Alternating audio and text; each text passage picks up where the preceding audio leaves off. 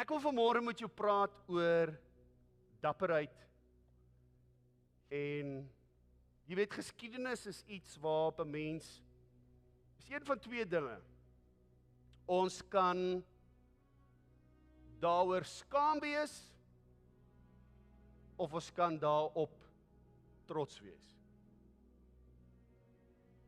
Ek het al in my lewe dinge gedoen wat ek moet nogal vir jou sê, as ek so in die land beweeg, dan word ek so bietjie gevolg deur mense wat getuie was van die slegte besluite wat ek geneem het, want hulle was daar. En ek moet nogal erken, ek is partykeer in 'n posisie, en my vrou was al by, wat ek half myself moet druk om nie weg te kruip nie. Want ek wil nie herinner word aan my foute nie. Ek weet nie of daar iemand vanmôre is wat anders daaroor voel nie, maar ek is so tipe mens, ek hou nie daarvan om herinner te word aan my foute nie, veral as ek weet ek is verkeerd. Ek wil dit agter my kan sit. Maar dan, en hier is wat ek meer 'n probleem het, as ons nie rede het om skaam te wees nie, hoekom kruip ons weg? As ons nie rede het om skaam te wees nie, hoekom kruip ons weg? Dapperheid gaan oor wat jy weet. Het gaan oor 'n gesindheid.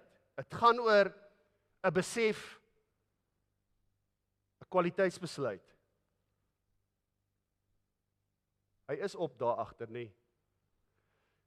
Jy sien, ons bevind onsself in 'n posisie soos daardie, ons is onsigbaar in baie opsigte. En ek wil hê, ons moet onsself wend na 'n skrifgedeelte en wees versigtig. Wees versigtig om net te sê, iets is Ou Testamenties. Daar is 'n relevante Nuwe Testament woord opgesluit in dit wat God doen en God mee besig is. Daar is meer in die woord as om net te sê, iets is Ou Testament of Nuwe Testament. Daar's beginsels. Dieselfde God wat met Dawid gepraat het, is die God wat nou nog behoort aan die woord te wees in ons lewe. Hy het nie verander nie. Kom ons lees. 1 Samuel 22 vers 1. En Dawid het daarvandaan weggegaan en ontvlug na die spilonk van Adullam. Die van julle wat nie weet nie, Dawid gesalf as volgende koning, terwyl die huidige koning nog steeds leef. Saul, 'n ander gees. Saul met heksery de mekaar. Saul verkeerde insprake in sy lewe, gemaak dat hy jaloers was op wat Dawid het. Ons begeef onsself in 'n tyd wat mense jaloers is op wat jy het, want die guns van God kan almal nie hê nie. Pastoor, hoe kan jy so sê, as jy buite God se wil leef, kan jy nie die guns van God hê nie?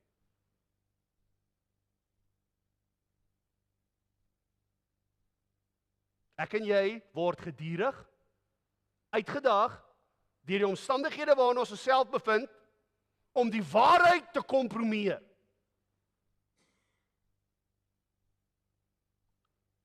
Deur mense wat nie weet wat beteken die guns van God nie. Raai, so.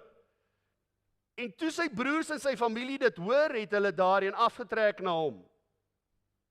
Verder het by hom vergader elkeen wat in benoudheid was. Ken jy mense in ons dorp wat benoud is? Laat hulle net die kraan oopdraai en dan kom die water uit. Laat hulle net die lig aan sit en dan kom jy lig aan nie.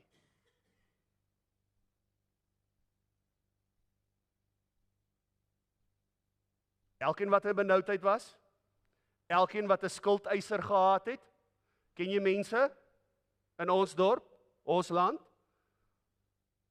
wat kla oor hulle skuld, wat hulle nie kan betaal nie?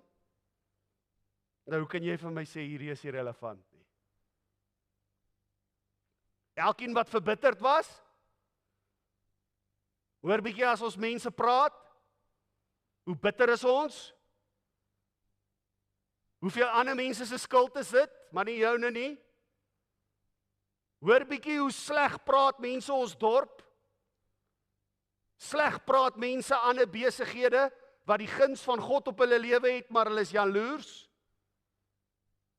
Bitterheid en jaloesie gaan saam, hoor. Moenie vir een oomblik dink jy kan bitter wees sonder om jaloers te wees. Dis so naby aan mekaar. Hoekom raak jy jaloers? Uit jou magteloosheid uit.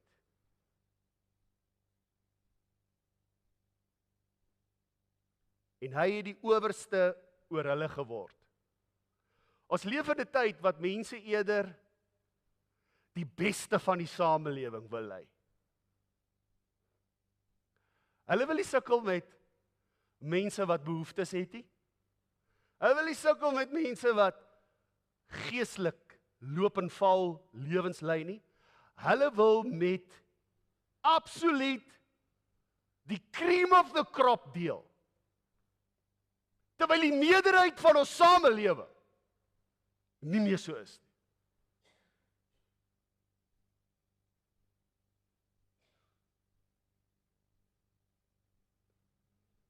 Ek het 'n tyd terug met iemand gedeel wat vir my gesê het, pastoor, ons het daar gaan aanklop by daai gemeente, maar hulle het vir ons gesê, ons is by die verkeerde gemeente, want hulle het nie arme mense nie. Mag die Here ons help. Mag die Here ons help. Mag jy wat staan, pas op dat jy nie val nie. Dis in so 'n oomblik. So 'n oomblik. Ek het 'n paar weke terug 'n woord gehad oor 'n magtige rukwind wat ons dorp gaan tref. En ek moet jou vandag sê dat ek gaan nie verder daarop ingaan nie. Ek gaan, soos die Here wil, met ons oujaar nagmaaldiens daaroor verder praat, want dit is baie persoonlik. En mense wat my nie ken nie, gaan dalk heeltemal gegooi wees. Maar ons moet ons gereed maak dat voor die Here kom, hy die kaf van die koring sal skei. En jy gaan jouself verbaas oor wie almal die kaf is. It's not gonna be those who you think it is. So, elkeen wat verbitterd was, en hy het die owerste oor hulle geword, sodat daar omtrent 400 man saam met hom was. Kan jy dink, in 'n grot, kies jy om koning te wees oor verbitterde mense? Ouens wat nie hulle skuld kan betaal nie?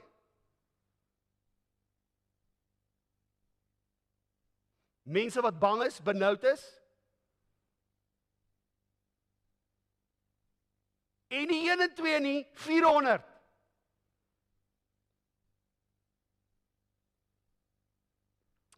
Vandaar gaan Dawid toe na Mispe in Moab en sê aan die koning van Moab, laat my vader en my moeder tog uitkom by julle, totdat ek weet wat God met my wil doen. Met ander woorde, my pa en my ma is nie soos hierdie mense nie. Vat hulle asseblief hier weg, voor hulle ook so word. Hoekom sal hulle so word? As jy wat sulkes moet lei, nie weet wat God met jou wil doen nie, word jy soos die wat jy veronderstel is om te lei.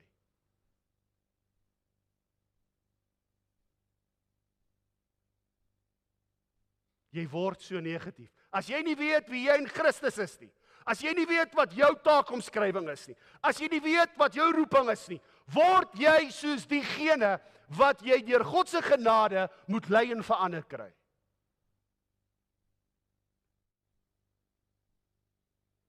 totdat ek weet wat God met my wil doen. En hy het hulle voor die koning van Moab gebring. Hulle het by hom gebly, by die koning, al die dae wat Dawid in die bergvesting was. Dawid, sy comfort zone. Baie dikwels in tye wat ons leef, bevind ons onsself in omstandighede wat ons benoud en angstig laat voel. Wat ons laat voel dat ons en mense wat soos ons dink in die minderheid is.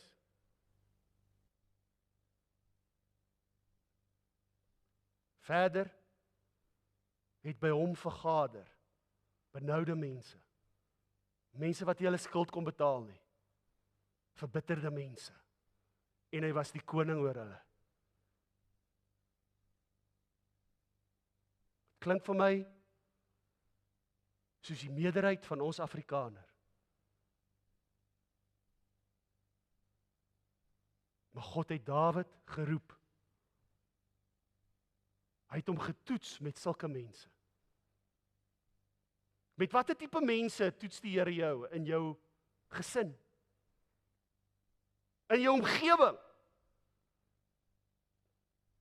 Dawid het homself bevind omtrent 400 mense. Hulle saam met sy familie het besluit om ene te gaan wegkruip. Bergvesting word in die Engels vertaal met die woord stronghold. Ja, dit is 'n plek van veiligheid, maar dit kan ook as gevolg van die gemaksone maak dat ek en jy 'n verkeerde ingesteldheid het. 'n Verkeerde persepsie ontwikkel.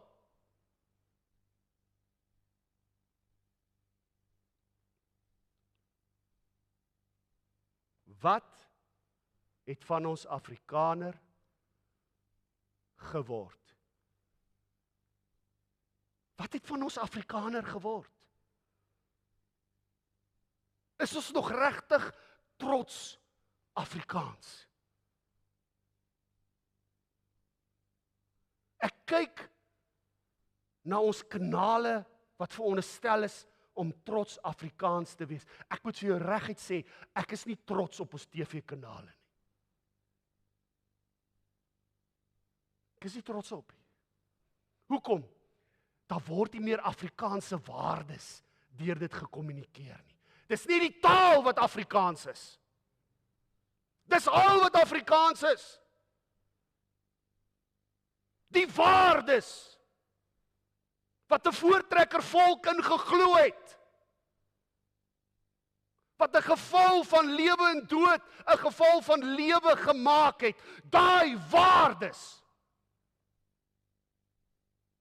moet ons hard na soek. Ons moet hard na soek na dit. Huisgodsdiens. Om die eettafel. Sonder die TV wat aan is. Paas wat priesters, profete, konings van hulle huise is. Maas wat hulle onderwerp aan die leierskap van die man in die huis. Kinders wat in die vrese van God grootgemaak word. Waar die Bybel die handboek van die lewe was. Nee, ons hardloop van sielkundige na sielkundige, psigiater tot psigiater. Net om uit te vind, die probleem is nie in jou kop, die probleem is in jou hart. Dit is 'n hartprobleem. Weet ons regtig nog wat God se plan met ons is? Of het ons 'n eenvoudig perspektief daarvan verloor? Hoe is dit dat ek en jy oortuig is wat God se plan met ons is, solank dit goed gaan? Solank daar krag is, solank daar water is, solank daar teer is, solank daar geen misdaad is nie, is ons gelowig. Maar die moment as die krag opraak, al het jy betaal. Die moment as die water waarvoor jy betaal het nie uit die kraan uitkom nie. Waar is jou geloof dan? Wie is die outeur van jou geloof as jy dit nie meer het nie? Waar kom Dawid vandaan? Behalwe dat ek en jy weet, hy kom agter die skape uit. Wat is sy storie? Hy is gebore uit die stam van Juda. Dit dui op lofprys, krag en gesag. Dit het 'n leeu as 'n simbool.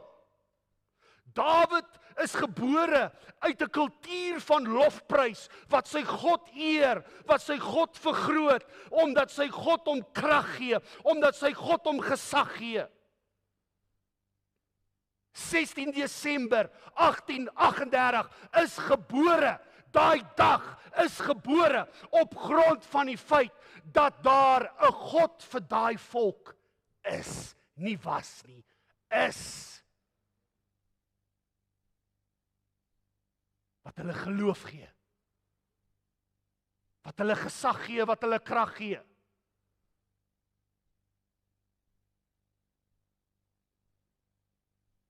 Wie is jy vandag?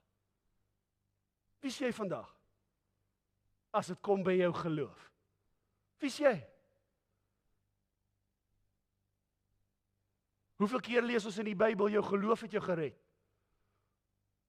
Ons roep vir redding. 16 Desember 1838 is 'n verhaal wat geloof die redding bewerk het. Ons almal roep vir redding. Eintlik ons roep nie vir redding nie. Meer en meer van ons sê, pastoor, die Here moet nou net kom. Nee. Dit gaan nie help hy kom as jy nie besef hy is jou redding nie. Baie van ons wil hê hy moet kom omdat ons te bang is vir wat kom. Die skrif sê die regverdige, met hom sal dit altyd goed gaan. Omdat ons bang is, wil ons hê Jesus moet kom. Wat sê dit van ons geloof? Jou storie dra sleutel tot jou grootste deurbraak en rede om te lofprys, die Vader opnuut te eer vir Jesus. If it had not been for Jesus, where would I be? I'm so glad that the Lord saved me. Ou liedjie. But if it had not been for Jesus, where would I be?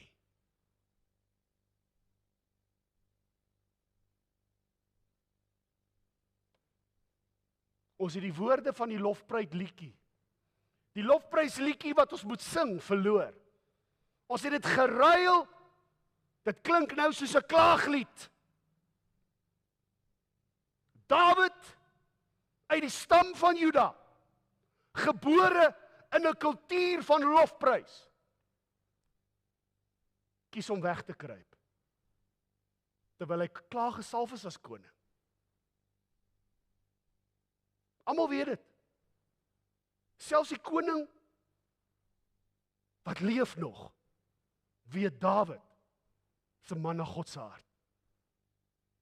Dis hoekom hy jaloers is.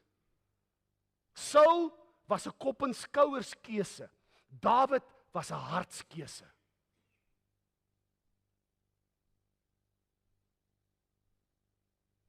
Ek en jy, ons is te stadig om die Vader te eer. Ons wil eers hê voor ons eer. Kyk bietjie terug op jou lewe. Kyk bietjie terug. Dani, kyk terug op jou lewe. Frans, kyk terug op jou lewe. Rian, kyk terug op jou lewe. Attie, kyk terug op jou lewe. Is daar nie genoeg rede om die Here alreeds te eer nie?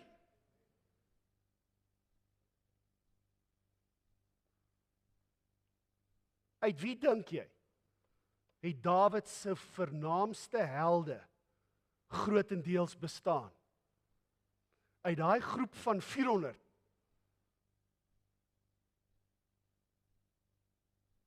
Dis wie hom eerste gevolg het.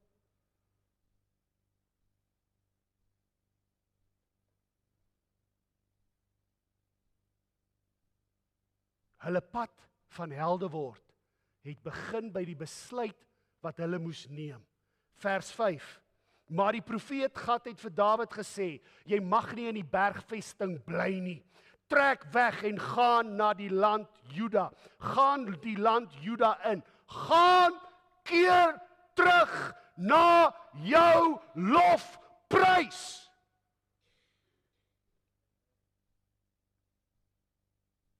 Dawid het weggetrek en in die bos Jered gekom.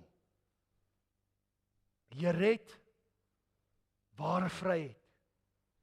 Hoekom? Terug in die wil van God. Back to his roots. Terug waar hy vandaan kom. Waar kom die Afrikaner vandaan? Ek wil glo en vertrou.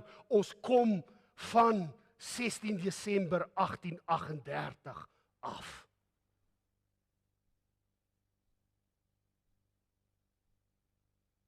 Hulle is nou stadig met die amens. Want 'n volk wat bid, is 'n volk wat oorwin.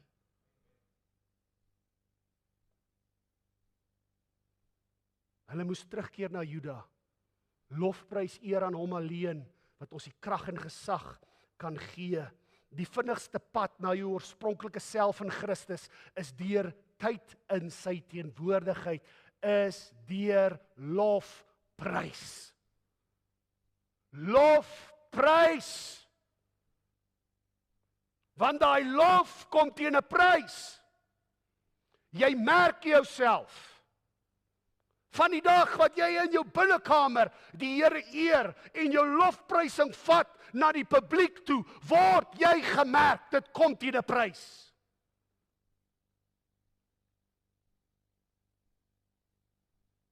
Hou op wegkruip. Jouself onttrek. Hou op om benoud te word. Kykie, wat sê Handelinge 17?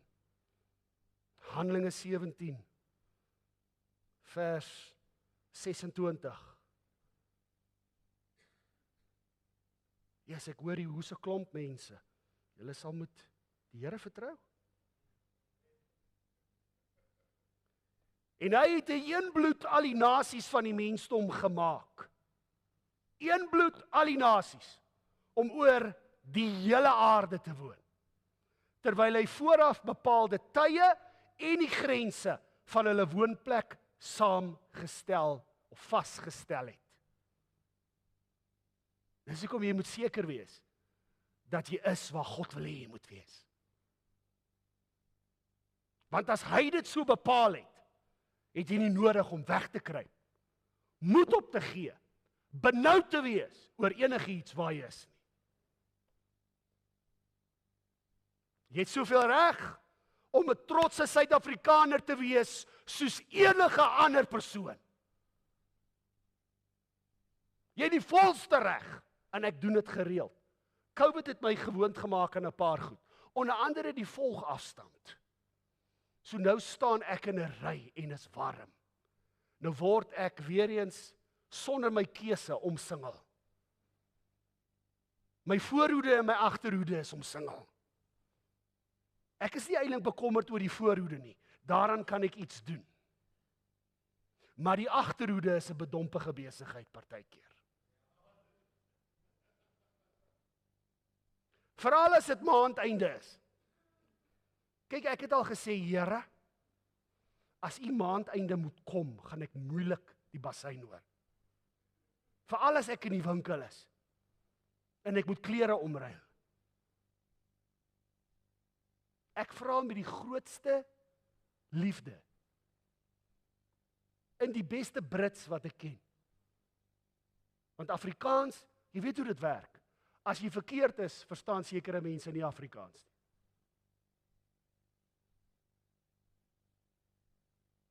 Sê ek, sorry, just give me a bit breathing space. My vrou is daai tyd onsigbaar. Of, as ek die breathing space kry nie, gaan breathe ek aan die einde van die ry.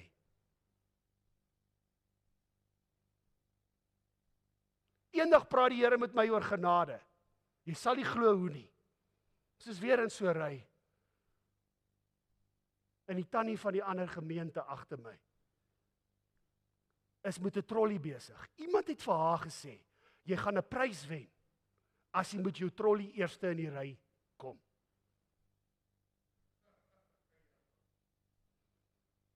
Sy stoot my hakke die eerste keer met die trolley raak. Ek sê, Jeremia, ek weet hy was 'n profeet, maar ek het nou 'n woord nodig. Die tweede keer, toe dog ek, Here, mag die heilige toren nou in my ontvlam. Here, as dit nie mag nie, het ek 'n belydenis om te maak. Dit brand my klaar. Net daar, sê die Here vir my, kom ek leer jou genade. Jy het ook 'n trolley. Ek sê, ja Here, laat haar verbykom. Ek sluk swaar. Maar binne in my skakel ek die engine van my trolley aan. Ek laat haar verbykom. Die Here sê, weet jy wat is genade? Ek raak so stil, want ek weet wat kom. Hy sê, jy gaan nie vergeld nie. Jy gaan smile en sê, enjoy the rest of your day.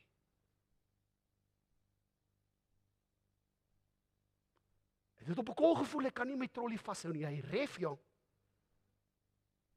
En hoe langer ek daar staan, hoe groter raak die hakke.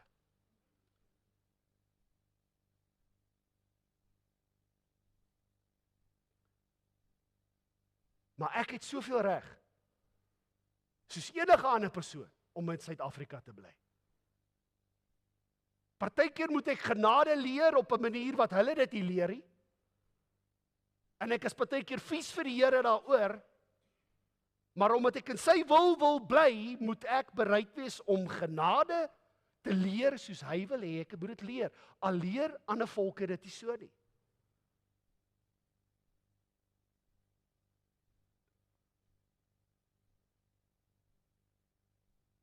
Daai foto is 'n geskiedkundige foto. Dit is 'n foto waar manne die Here uit desperaatheid aangeroep het. Hoekom? Hulle was in die minderheid. Hulle vrouens was benoud. Hulle het verloor. As jy die geskiedenis lees, hulle kom uit 'n klomp verlore uit. Hulle vorige leier is vermoor.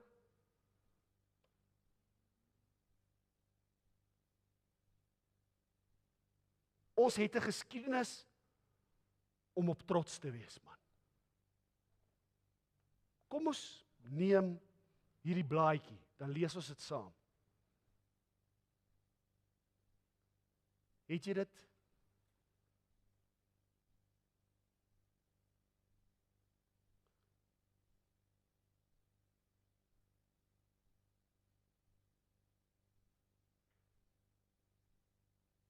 Hier staan ons voor die heilige God van hemel en aarde, om 'n gelofte op aan hom te doen, dat as hy ons sal beskerm, en ons vyand in ons hand sal gee, ons die dag en datum elke jaar as dankdag, danksegging, soos 'n Sabbat sal deurbring, en dat ons 'n huis tot sy eer sal oprig, waar dit hom behaag.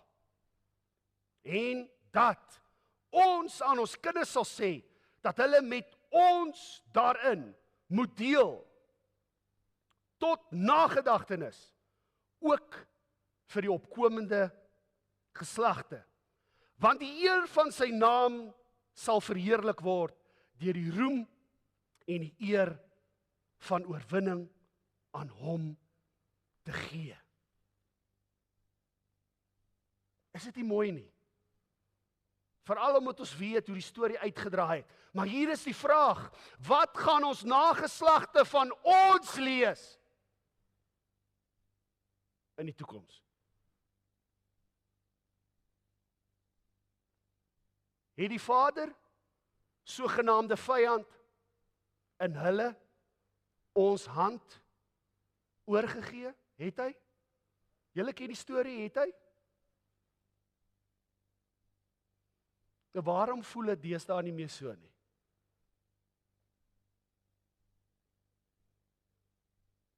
Hoekom voel dit deesdae nie meer so nie? Hoekom voel dit vir my asof ons net opgegee het? Hoekom voel dit vir my asof ons bepaalde tye, grense, seisoene, wat die Here besluit het ons hier moet wees, Suid-Afrika, asof ons dit miskyk?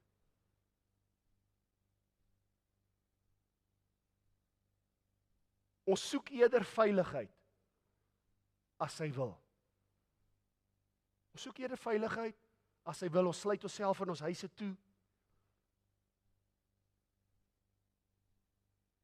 Mense wil nie meer evangeliseer nie.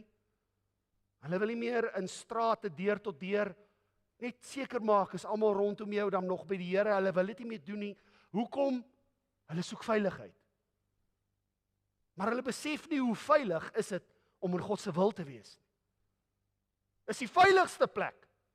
Is nie die gemaklikste plek nie, maar is die veiligste plek.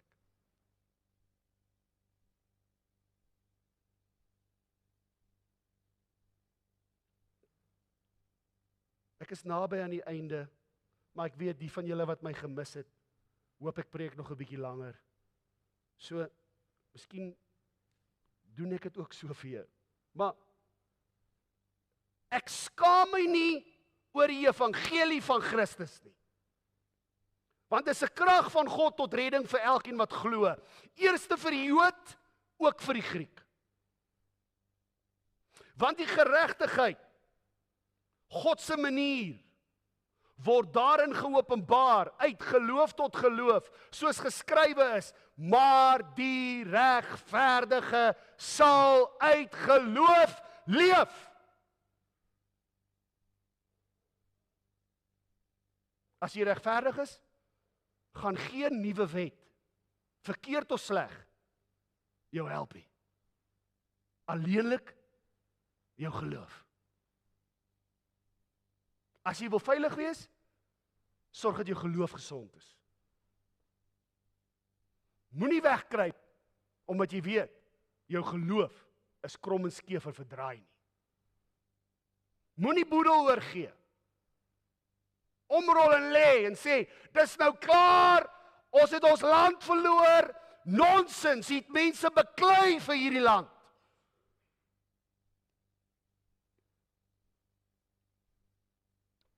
Ons probleem is, ons het skaam geword vir die waarheid. Ons het skaam geword vir die waarheid. Weet jy hoekom het ons skaam geword? Want ons is self geskok in hoe min ons daarvan weet.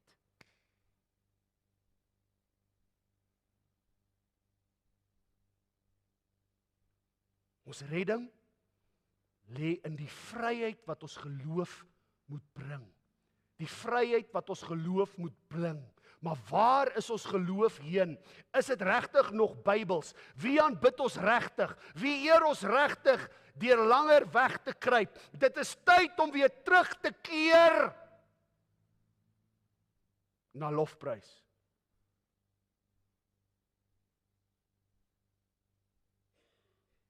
Dit is waar ons ware vryheid en veiligheid is. Ek wil vir jou sê, ek weet, ek kyk partykeer en sien ek, terwyl ek nou so besig is met die Here, dan sien ek van die kinders kyk my so aan. Nie net van die kinders nie, party gemeentelede ook. Dink hulle, Here, van watse planeet af? Maar dis die vryste wat ek is. Dis hoekom my oë ook toe is. Ek is vry. Nou deesdae dan, omdat ek voel waardeur ons dorp gaan, stap ek daar in die huis rond, ek bid in tale, dan hoor ek my vrou sê, praat jy my skat? Ek sê, ja, maar nie met jou nie.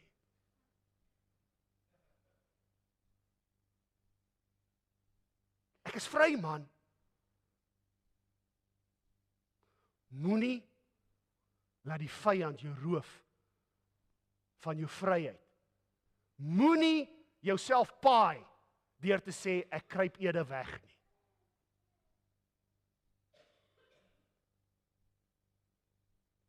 Ons land het weer nodig om 'n gesonde evangelie te hoor wat ons hele nasie sal red. Amen se sleg, kan ek dit weer sê. Ons land het weer nodig om 'n gesonde evangelie te hoor wat ons nasie sal red. Is alleenlik deur Jesus Christus. Niks anders nie. Nie 'n nuwe party nie, nie 'n nuwe president nie. Ons dorp het te min genade soos wat dit is. Ons verwag mense moet ons genadig wees, maar ons is nie in die minste genadig met ander nie.